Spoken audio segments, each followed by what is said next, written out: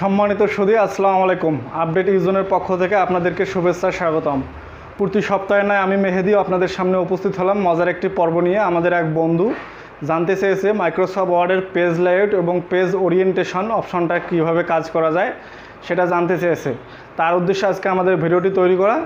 তো বন্ধুরা আসুন আমরা ভিডিওতে চলে যাই। আর আমাদের ভিডিওগুলো ভালো লাগলে অবশ্যই আমাদের চ্যানেলটিকে সাবস্ক্রাইব করবেন এবং পাশের বেল আইকনে ক্লিক করবেন। সম্মানিত সুধী, আসসালামু আলাইকুম। আজকের পর্ব আমরা শুরু করতে যাচ্ছি। আজকে আমরা এই মাইক্রোসফট ওয়ার্ডের পেজ লেআউট এবং ফরম্যাটিং এই কয়েকটা অপশন। এই পেজ লেআউটের ভেতরে আছে margin, orientation, size, column, break, line number, hyphenation, এই কয়টা জিনিস নিয়ে আলোচনা করব। আমাদের এক বন্ধু আমাদেরকে ফোনের মাধ্যমে জানতে চেয়েছে কীভাবে এই কয়টা জিনিস আমরা সেট আপ করবো। বিশেষ করে ইনি বুঝতেছিল না ওনার পেজটাকে উনি কীভাবে সেট আপ করবেন, মার্জিন দেবেন এবং পেজটাকে ল্যান্ডস্কেপ এবং পোর্ট্রেট মোড করবেন এবং বিভিন্ন মার্জিনের সাইজ দেবেন এবং কলাম কীভাবে তৈরি করবেন। উনি এগুলো বুঝতেছিল না, আমাদের কাছে জানতে চেয়েছে। তার উদ্দেশ্যে আমাদের এই আজকের পর্বটি তৈরি করা। তো বন্ধুরা, আমাদের পেজ লেআউটের ভেতরে প্রথমে আছে মার্জিন। মার্জিনে আপনারা পেজের মার্জিন যেমন আমরা যেমন খাতায় মার্জিন দেই, ঠিক এখানেও ওই একই নিয়ম। মার্জিন আপনি মার্জিনটা আসলে কত ইঞ্চি রাখবেন, কত, এখানে মার্জিনে আমরা ক্লিক করলাম। ক্লিক করার পরে আমাদের বিভিন্ন সাইজ দেওয়া আছে। আমরা যদি চাই এই সাইজগুলো ডিফল্ট সাইজ ইউজ করতে পারি, অথবা যদি আপনারা আপনার মন মতো কাস্টম কোনো মার্জিন দিতে চান সেক্ষেত্রে কাস্টম মার্জিনে যাবেন। যে এখানে লক্ষ্য করেন আপনার টপ মানে ওপরে আমাদের দেওয়া আছে 1 ইঞ্চি। আপনি চাইলে সেটাকে কমে 0.5 হাফ ইঞ্চি করে দিতে পারেন। বটন মানে নিচের দিকে দেওয়া আছে 1 ইঞ্চি, আপনিও চাইলে এখানে হাফ ইঞ্চি করতে পারেন। লেফটে দেওয়া আছে 1 ইঞ্চি, আপনি চাইলেও এখানে হাফ ইঞ্চি করতে পারেন। আপনার মন মতো আপনার যেখানে রাখলে সুবিধা হবে। মূলত আমরা কাজ করার ক্ষেত্রে 0.5 মানে হাফ ইঞ্চি রাখি। রাইটও হাফ ইঞ্চি আমরা দেব,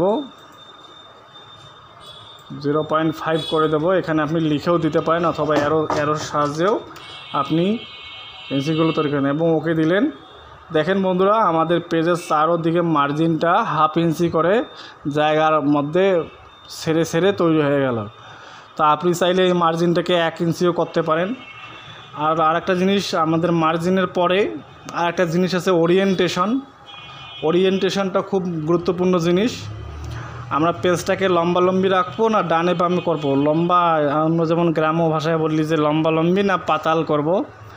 তো এই ওরিয়েন্টেশনে সে কাজ। পেজ আমরা ওরিয়েন্টেশনে ক্লিক করলাম। আমাদের দেখেন পেজ এখানে 2 ধরনের। একটা পোর্ট্রেট, আমাদের বর্তমান পেজটা যেভাবে আছে পোর্ট্রেট মুডে আছে। এটাকে যদি আপনি চান ল্যান্ডস্কেপ মুডে করতে পারেন। এখানে যদি আমি ল্যান্ডস্কেপ দেই পেজটা ঘুরে যাবে। দেখেন বন্ধুরা, পেজটা আমার কিন্তু ঘুরে গেল।